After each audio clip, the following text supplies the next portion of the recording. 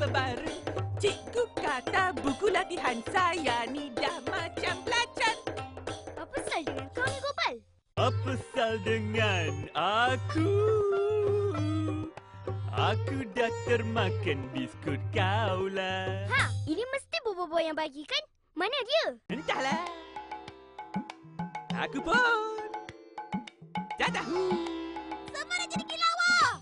Di mana ada? Gila. Apa sal kau ni? Aku pun tak tahulah.